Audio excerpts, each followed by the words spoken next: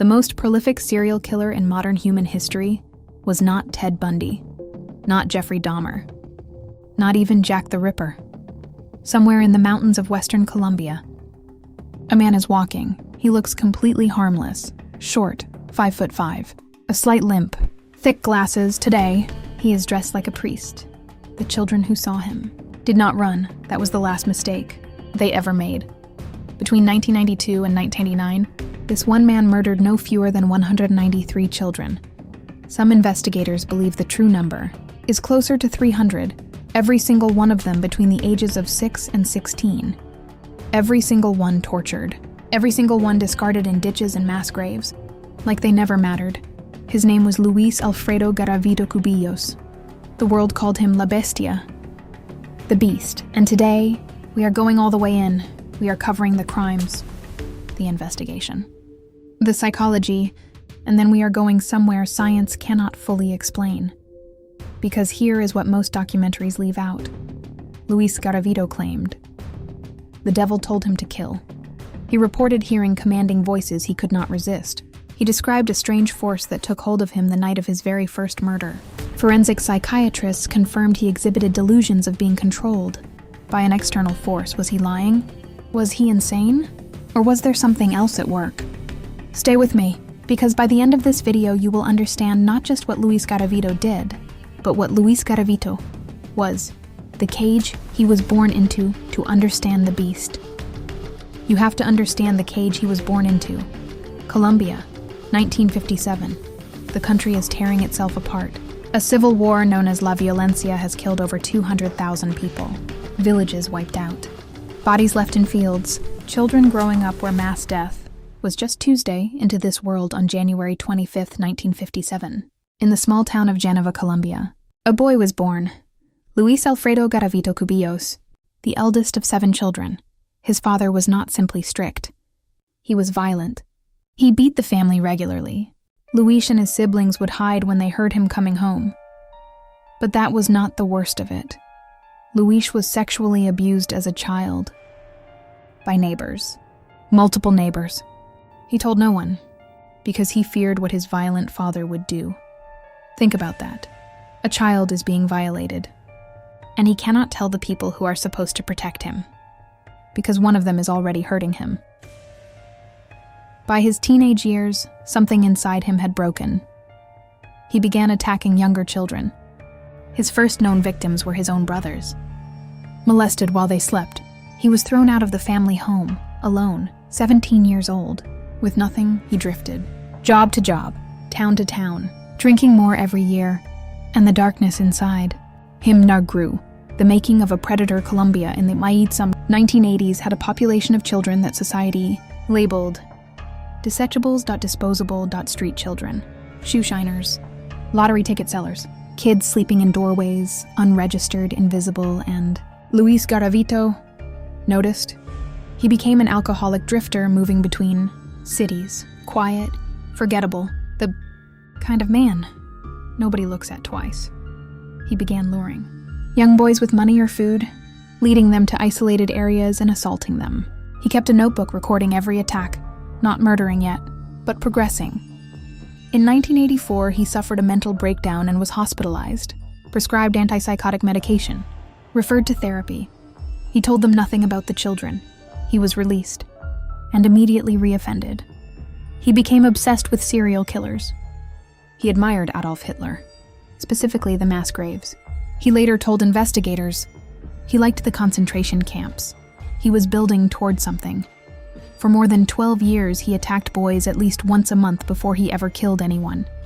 12 years of escalating violence, and a broken system never stopped him. Then came October 4th, 1992. The first kill was an evening in Jamundi, Colombia.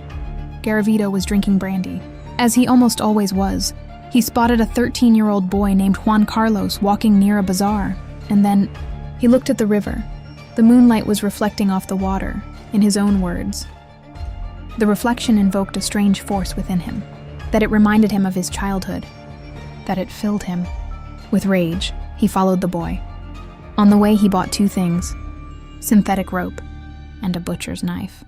He offered Juan Carlos work. "A few pesos." The boy agreed. They walked to a remote area near the railroad. When they were alone, Garavito tied him up. He later claimed he blacked out, that he woke the next morning with blood on his clothes and wept. Whether that is true or performance, we cannot know. What we know is Juan Carlos was found with his front teeth knocked out, severe cuts to his throat, his genitals severed. He was 13 years old. 6 days later, Garavito killed again and again and again and again. For 7 years, he traveled across Western Colombia killing children. Multiple aliases, multiple disguises. A priest, a monk, a street vendor. He earned the nickname El Cura, the priest. He targeted poor boys who would not be missed. His method never changed. Approach. Build trust. Offer money. Lead them away. Bind their wrists. Torture them for hours while drinking brandy. Then kill them. Most often by slashing the throat. Across 59 municipalities in Colombia and Ecuador. 193 confirmed children. 7 years. And nobody stopped him. Not impulsive. Not chaotic. Systematic. Organized. Relentless. Why nobody stopped him? How does one man kill nearly 200 children over 7 years? Without anyone stopping him, the answer implicates an entire society. Colombia in the 1990s was at war with itself. The Medellin cartel, the Cali cartel, the FARC, paramilitary death squads. In this environment, murders of invisible street children simply did not register as a priority. There was no national criminal database, no communication between regional police departments. Each department worked its own cases, and nobody looked at the pattern. The nylon cord, the brandy bottles, the same wounds, the same victim profile repeating across the country. It was all right there. In 1997, workers near Pereira found a hillside that did not feel right. The earth had been disturbed, repeatedly. Police dug and kept finding bodies. 36 boys. One location, a national manhunt was launched. But even then, authorities initially blamed a satanic cult or a trafficking ring. Ironic. Given that Garavito had been cutting off fingers and toes from his victims specifically to create that impression. The Hunty, man who finally connected everything, was 31-year-old investigator Aldemar Duran. His superiors told him there could not be a serial killer in Colombia. They simply did not believe it. Duran refused to drop it. Then in February 1999, outside Palmyra, 3 naked boys were found on a hillside, hands bound, throats cut. But this time the killer had still been there nearby. He had passed out drunk over one of the victims. He fled when he heard sounds, setting a fire in his escape, and leaving behind a pair of burned eyeglasses, unusual glasses. Designed for a rare eye condition found only in men aged 40 to 60. Duran traced an address to Garavito's sister, then to a schoolteacher named Luz Mary, who had boxes of Garavito's belongings. Inside those boxes, newspaper clippings about missing children going back to 1992, and a calendar, with numbers ranging from 9 to 14 written on random dates. He was marking the date and the age of every child he murdered, not out of guilt, out of pride. They also found a black suitcase containing journals of his murders in his own handwriting, tally marks of his victims, and receipts placing him at crime locations across Colombia, a self-created map. Of his own killing spree, Duran had a name, Luis Alfredo Garavito. On April 22, 1999 in Villavicencio, a 42-year-old drifter was arrested attempting to assault a 12-year-old boy. He gave a false name. Detectives recognized the profile. They arranged a mandatory prison-wide eye exam, and while Garavito was out of his cell, took DNA from his pillow. It matched evidence from multiple crime scenes. After 12 hours of interrogation, Duran read Garavito his crimes aloud, detail after detail, until the man broke. Luis Garavito wept and confessed. On December 13, 1999, he was sentenced to 153 years and 9 days in prison. And then, the system failed again. The failure of justice by 3 years and 9 days, and it meant almost nothing. Colombia's penal code forbids life imprisonment. Sentences run concurrently, and because Garavito cooperated with investigators, the courts reduced his sentence to 22 years, 2 years, for 193 confirmed murders, so days. per child. In 2003, he confessed to additional murders, pushing his total potentially to 221 victims. He spent over 2 decades in solitary confinement for his own protection. And then on October 12, 2023, in a hospital in Valledupar, Colombia, Luis Alfredo Garavito Cubillos died. Years old, cancer took him. Not justice, he died in a hospital bed, while families of nearly 200 murdered children continue to live with what he did. The psychology forensic experts spent decades trying to understand what Garavito was. Not to excuse, not to justify, but because understanding monsters is the only way to stop the next one. The diagnosis: antisocial personality disorder, psychopathy, sexual sadism, chronic alcoholism. His father's violence destroyed any capacity for healthy attachment. Sexual abuse by neighbors beginning at age 6 fused violence and sexuality in his developing mind. A complete absence of nurturing or intervention built the template for predation in his childhood. Not by destiny, not by fate, by the systematic destruction of a child, by the adults who should have protected him, the ritualization of his crimes.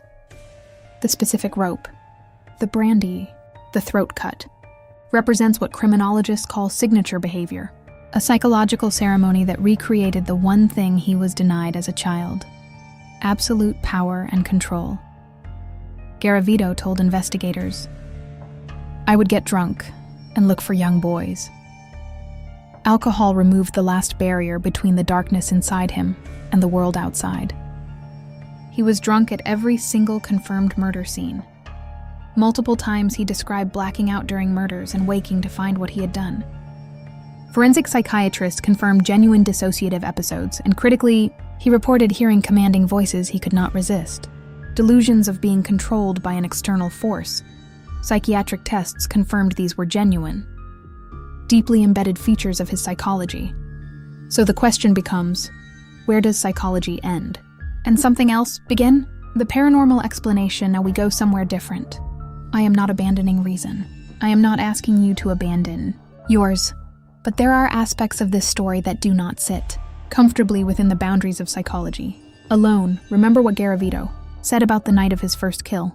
He was drinking. He saw the moonlight reflected in the river, and something happened.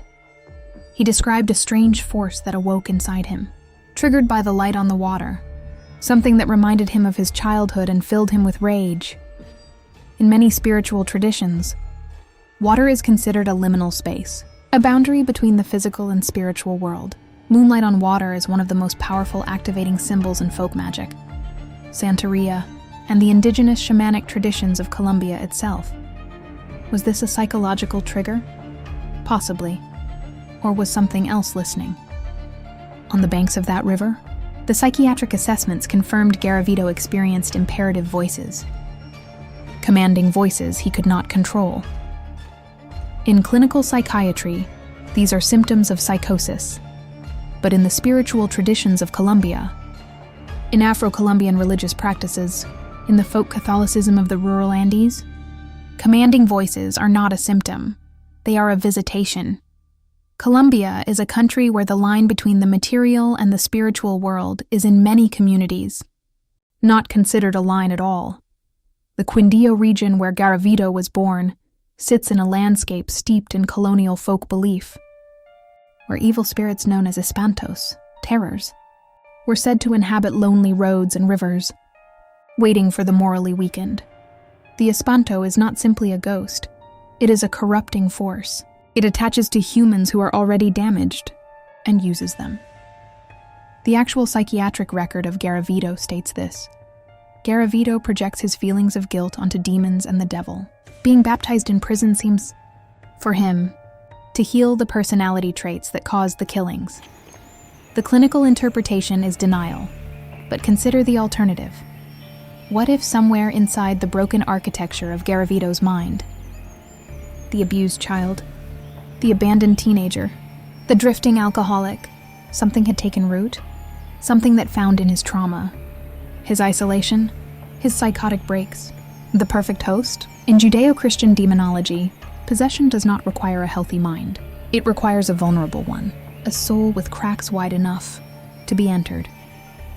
Could a man who described an external force taking hold of him on a moonlit riverbank, who killed with ritualistic precision for 7 years, who then genuinely attempted to be baptized free of whatever was inside him, be described as possessed?